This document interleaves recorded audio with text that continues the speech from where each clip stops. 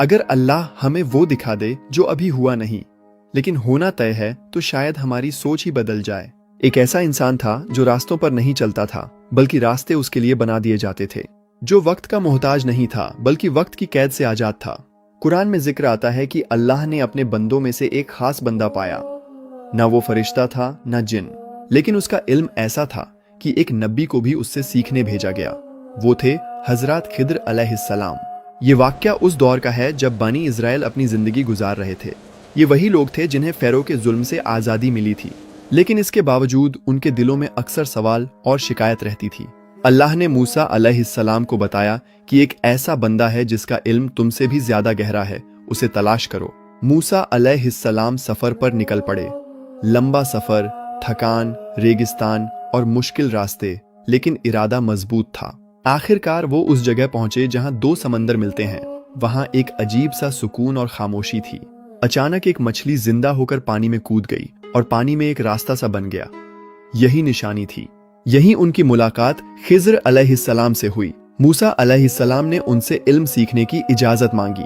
जवाब मिला कि तुम मेरे साथ सब्र नहीं कर पाओगे। लेकिन फिर भी सफर शुरू हुआ। थोड़ी देर बाद वो एक गरीब मछेरों की कश्ती में बैठे। उन लोगों ने बिना किसी लालच के उन्हें बैठा लिया। कश्ती समंदर में आगे बढ़ रही थी कि अचानक खिज़्र अलैहिस्सलाम ने उसमें सुराख कर दिया। मूसा अलैहिस्सलाम हैरान रह गए। ये क्या किया आपने?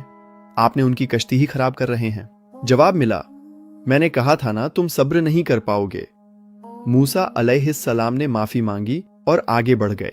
फिर उन्होंने एक बच्चे को देखा जो खेल रहा था। खिज़्र अलैहिस्सलाम ने उसे पकड़कर उसकी जान ले ली। ये देखकर मूसा अलैहिस्सलाम का दिल कांप गया। उन्होंने कहा, आपने एक बेगुनाह को मार दिया। आगे बढ़ते हुए वो एक ऐसे गांव पहुंचे जहां लोगों ने उन्हें खाना तक देने से इनकार कर दिया। लेकिन वहीं एक गिरती हुई दीवार थी जिसे खिज़्र अलैहिस्सलाम ने बिना किसी मेहनताने के ठीक कर दिया। मूसा अलैहिस्सलाम ने कहा, कम से कम इसके बदले कुछ ले लेते। तब खिज़्र अलैहिस्सलाम ने कहा, अब हमारे रास्ते अलग होते हैं। मैं तुम्हें इन बातों की हकीकत बता देता हूं। वो कश्ती गरीब लोगों की रोजी थी और आगे एक जालिम बादशाह था। वो अच्छी कश्तियों को छीन लेता था, इसलिए मैंने उसमें कमी कर दी ताकि वो बच जाए। उस बच्चे के बारे में बताया कि अल्लाह ने चाहा कि उन्हें उससे बेहतर औलाद मिले। दीवार के नीचे दो यतीम बच्चों का खजाना था। अल्लाह ने चाहा कि वो खजाना तब तक सुरक्षित रहे जब तक वो बड़े न हो जाएं।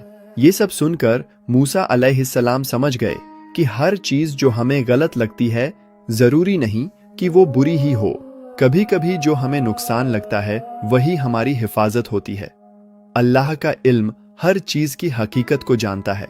तुम्हारी जिंदगी में भी ऐसा होता है। कभी कोई प्लान टूट जाता है और तुम सोचते हो कि ये क्यों हुआ।